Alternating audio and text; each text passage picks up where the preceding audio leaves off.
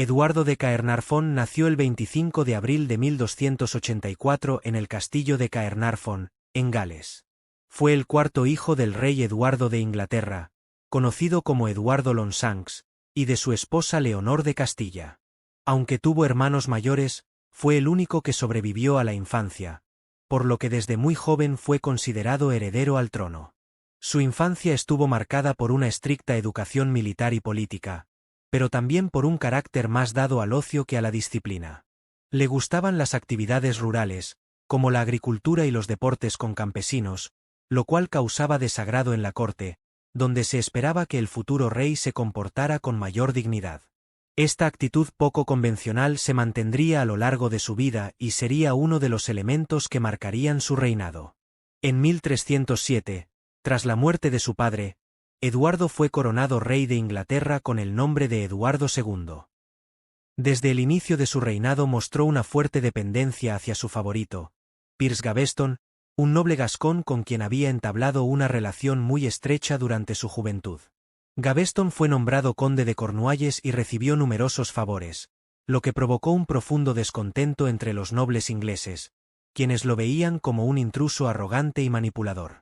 Las tensiones aumentaron hasta el punto de que los barones, liderados por Tomás de Lancaster y otros nobles poderosos, forzaron a Eduardo a desterrar a Gaveston. Sin embargo, el rey lo trajo de regreso en varias ocasiones, lo que generó una crisis política. Finalmente, en 1312, Gaveston fue capturado por los enemigos del rey y ejecutado sin juicio, hecho que dejó una profunda herida en Eduardo y agravó su enfrentamiento con la nobleza. En un intento por consolidar su posición, Eduardo se casó con Isabel de Francia, hija del rey Felipe el Hermoso, en 1308. Aunque el matrimonio fue una alianza política importante, la relación fue distante y terminó por deteriorarse con el paso de los años. Isabel se sintió humillada por la atención que el rey prestaba a sus favoritos, primero Gaveston y después los Despenser, Hugh el Viejo y su hijo Hugh el Joven. La década de 1310 fue turbulenta para Inglaterra. La nobleza se rebeló varias veces contra el rey, especialmente por la influencia creciente de los Despenser, quienes eran percibidos como avaros y tiránicos. La situación llegó a un punto crítico en 1321, cuando los Despenser tomaron el control absoluto del gobierno junto a Eduardo, lo que generó una guerra civil. Los opositores fueron derrotados, y Tomás de Lancaster fue ejecutado, pero la represión solo aumentó el odio hacia el rey.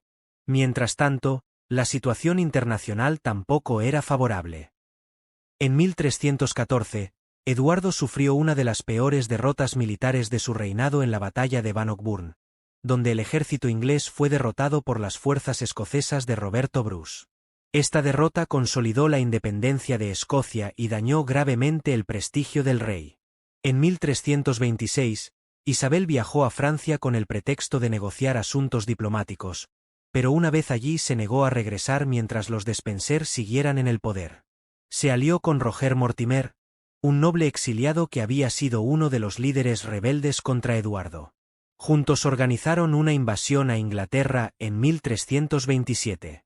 El apoyo popular a Eduardo se había desvanecido, y ante la falta de resistencia, el rey fue capturado y obligado a abdicar en favor de su hijo, el joven Eduardo de 14 años, quien fue coronado como Eduardo III.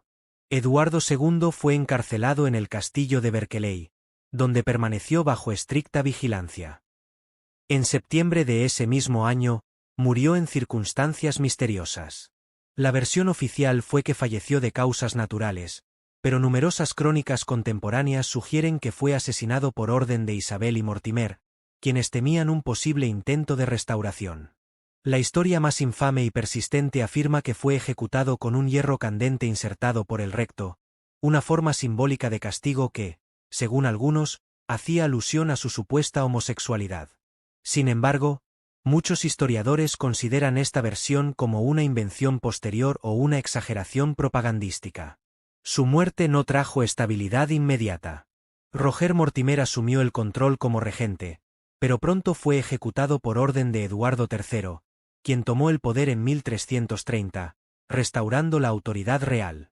La figura de Eduardo II ha sido objeto de numerosos debates y reinterpretaciones históricas. Mientras que algunos lo ven como un monarca incompetente y débil, otros lo presentan como una víctima de un entorno político cruel e intolerante con sus afectos personales.